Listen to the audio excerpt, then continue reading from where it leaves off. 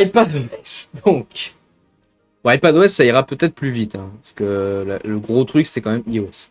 Donc, iPadOS, bah là, du coup, on voit déjà ce qu'on avait déjà vu, le tableau blanc, ce truc-là, que je sais plus déjà comment il s'appelle, et l'application météo. Bon, donc photo, bon ça, avec Share Library, on l'a déjà vu. Message, on a déjà vu. Mail, on a déjà vu. Safari and Passkey, on l'a déjà vu. Donc fameux Stage Manager. Donc ça c'est la grosse nouveauté de macOS et d'iPadOS, c'est Stage Manager. Alors sur macOS je vois pas l'intérêt, mais sur iPadOS je vois l'intérêt parce que ça peut permettre vraiment d'avoir un, bah en fait d'avoir vraiment un système multi. Si vous faites vraiment un gros truc, etc., ça permet vraiment d'avoir quelque chose d'assez intéressant en une seule vue et ça sera vraiment à tester, à voir vraiment ce que ça donne.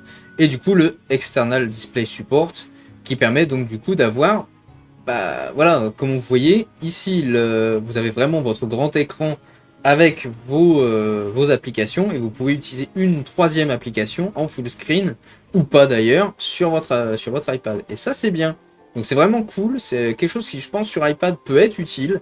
Euh, pour avoir vraiment quelque chose, bah, notamment par exemple, un truc moi qui me gêne sur iPad, c'est par exemple la gestion du cliquer déposer, etc. Là l'intérêt c'est qu'on va pouvoir vraiment utiliser trois applications, parce que je suppose que c'est limité peut-être à trois applications en multitask, et avoir vraiment l'application fichier peut-être en plus petit pour pouvoir cliquer déposer, etc. et pouvoir vraiment ouvrir des applications, fermer des applications. Ça pourra vraiment aider à pas mal de choses et je trouve ça cool.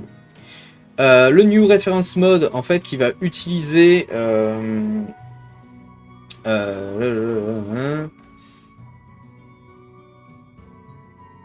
ah oui, non, d'accord, ça va, c'est pas vraiment ce que je pensais. En fait, en gros, si on utilise par exemple l'iPad via Sidecar, on va pouvoir mettre l'iPad en mode de référence HDR ou SDR en fonction de ce qu'on veut. Du coup, c'est plutôt cool, oui, parce que si par exemple vous n'avez pas vraiment un écran qui est HDR ou SDR, vous pouvez utiliser votre iPad pour avoir quelque chose de HDR ou SDR. C'est intéressant. Ça, bah, dans un sens, ça y est déjà dans les options d'accessibilité, mais du coup, il va pouvoir changer la résolution de l'iPad, ce qui est intéressant si vous avez. C'est intéressant, vraiment, c'est intéressant. Weather qui arrive sur iPad, bon bah ça c'est l'application météo, hein, on va pas application météo, donc on va pas voilà, avec donc du coup les Severe Weather Notification. Donc ça c'est le nouveau Game Center qui ressemble beaucoup à ce que fait Microsoft avec la Xbox. Le Play Together avec SharePlay et évidemment Metal 3 qui va accélérer tout ça. Intelligence, normalement il n'y a rien de plus. L'application Home, rien de plus. Family Sharing, rien de plus.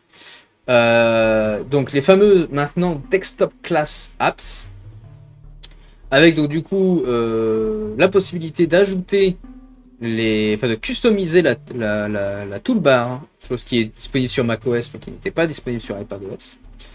Freeform, qui est plutôt, je trouve que c'est une application que j'utiliserai, je pense, parce que c'est vraiment intéressant, surtout vraiment avec cet aspect collaboratif qui peut être cool en fait, qui peut être vraiment bien. Donc Privacy and Security évidemment, Door Detection pareil, ça ne change pas parce que il faut savoir que iPadOS et iOS sont liés en fait, donc c'est plutôt c'est quelque chose voilà. Et donc du coup ça sera sur les iPad Pro, tous les modèles, iPad Air de 3ème génération et plus, moi je crois que c'est un 4ème gen que j'ai, l'iPad de 5ème génération et plus, et iPad mini de 5ème génération et plus. On va passer du coup sur parce que normalement dans les new features il n'y a rien de plus parce que de toute façon là ça va être principalement que du iOS. Bon après il y a ça, tout ce qui est display mode, Stade Manager, Center App, Overlapping Windows, ça oui, drag and drop depuis, donc ça oui, blablabla, oui là il n'y a rien de plus, il y a rien de plus.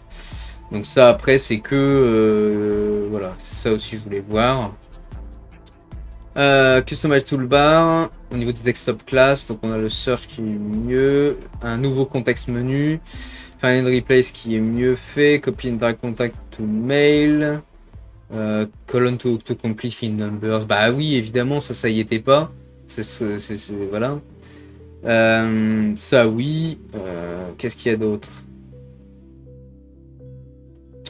Ok, bon après, ça a l'air d'être tout ce qu'il y a, je pense. Even More, ça y était déjà. Passons donc sur macOS.